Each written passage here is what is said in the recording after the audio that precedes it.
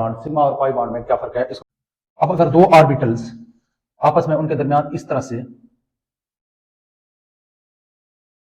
Head to head overlapping हो रही है, इसका हेड और इसका हेड आपस में ओवरलैप कर रहे हैं, तो इस किस्म के बॉन्ड को हम कहेंगे सिग्मा बॉन्ड।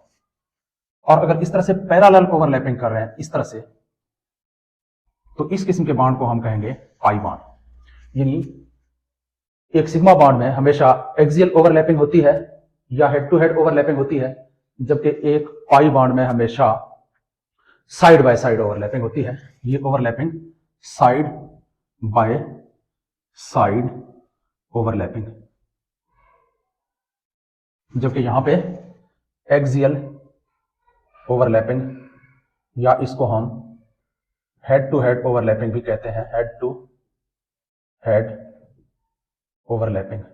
अगर हेड टू हेड ओवरलैपिंग है तो हमारा बॉन्ड सिग्मा है, और अगर साइड बाय साइड ओवरलैपिंग है तो बॉन्ड पाई बॉन्ड है। अब ये एक पी ऑर्बिटल है और ये भी पी ऑर्बिटल है, तो पी ऑर्बिटल के दरमियान अगर हेड टू हेड ओवरलैपिंग हो रही है तो ये सिग्मा बॉन्ड बनाते हैं। इसी तरह से अगर मेरे पास है एक एस ऑर्बिटल और एक पी ऑर्बिटल, एस और पी के दरमियान ये भी हेड टू हेड ओवरलैपिंग हो रही है, इसको भी हम कहेंगे head to head overlapping.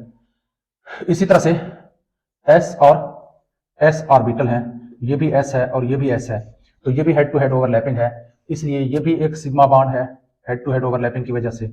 S और पी के दरमियान भी एक सिग्मा बॉन्ड बनता है जब हेड टू हेड ओवरलैपिंग हो। इसी तरह से एस और एस के दरमियान हमेशा ही सिग्मा बॉन्ड बनता है। और अगर हम साइड बाय साइड ओवरलैपिंग की बात करें तो ये देखें, ये दो ऑर्बिटल आपस में साइड बाय साइड ओवरलैपिंग कर रहे हैं। ये पी वाई भी हो सकते हैं, या इस तरह से अगर दो ऑर्बिटल अरेंज हैं ये पीजी भी हो सकते हैं, पीजी अमूमन पीजी ओवरलैपिंग या पी वाई ओवरलैपिंग हमेशा पाई बॉन्ड जो है बनाता है। अब देखते हैं कि कौन सा बॉन्ड जो है वो ज्यादा स्ट्रांग है। बॉन्ड स्ट्रेंथ का इससे हमें पता चलता है। बॉन्ड स्ट्रेंथ देखें, साइड बाय साइड ओवरलैपिंग हो रही है, तो साइड बाय साइड ओवरलैपिंग की वजह से पाई बॉन्ड हमेशा वीक होता है, जबकि हेड टू हेड ओवरलैपिंग की वजह से हेड टू हेड ओवरलैपिंग हो रही है, तो हेड टू हेड ओवरलैपिंग की वजह से सिग्मा बॉन्ड हमेशा स्ट्रांग होता है, स्ट्रांग। अच्छा जी, अब सिग्मा बॉन्ड की स्ट्रेंथ में भी फिर फर्क होता है। सिग्मा बॉन्ड में से भी अगर हम देखें तो सबसे ज्यादा जो स्ट्रांग बॉन्ड बनता है वो पी के दरमियान बनता है। पी के दरमियान बॉन्ड स्ट्रेंथ सबसे ज्यादा है। बॉन्ड स्ट्रेंथ की अगर हम बात करें तो सबसे ज्यादा बॉन्ड स्ट्रेंथ जो है वो सिग्मा बॉन्ड में पी और पी ऑर्बिटल्स के दरमियान होता है, यानी ये पी एक्स हो सकते हैं। इसी तरह से उसके बाद फिर एस और पी के दरमियान बॉन्ड स्ट्रांग होता है, पी ओवरलैपिंग जो है वो स्ट्रांग होता है। उसके बाद फिर एस ओवरलैपिंग, और लास्ट में पाई बॉन्ड में पी और पी ओवरलैपिंग। ये हमेशा पाई बॉन्ड की मैं बात कर रहा हूं, ये पी ओवरलैपिंग जो है पाई बॉन्ड में, और ये जो पी ओवरलैपिंग है ये सिग्मा बॉन्ड की बात कर रहा हूं, जो कि सबसे ज्यादा स्ट्रांग है, ये सबसे वीक है। इसके अलावा ऑर्बिटल ओवरलैपिंग से हमें और भी इंफॉर्मेशन मिलते हैं। नंबर 1, बॉन्ड स्ट्रेंथ हमें अंदाजा होता है बॉन्ड स्ट्रेंथ का ओवरलैपिंग से। इसके अलावा बॉन्ड लेंथ का, बॉन्ड एनर्जी का भी, बॉन्ड एनर्जी और फिर बॉन्ड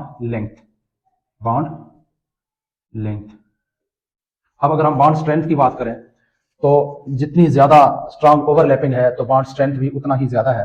तो इसका मतलब है ये हमारे बॉन्ड स्ट्रेंथ की ऑर्डर है, मैंने अभी डिस्कस किया है। और उसके बाद बॉन्ड एनर्जी की भी हम अगर बात करें तो जिस कदर बॉन्ड स्ट्रेंथ ज्यादा होगी तो बॉन्ड की एनर्जी भी ज्यादा है, तो बॉन्ड एनर्जी का भी ट्रेंड यही है, सेम है। अगर हम बॉन्ड लेंथ की बात करें तो देखें सिग्मा बॉन्ड में हमेशा एस ओवरलैपिंग में कोई डिस्टेंस ज्यादा नहीं है, तो इसका मतलब है इनका बॉन्ड लेंथ कम है,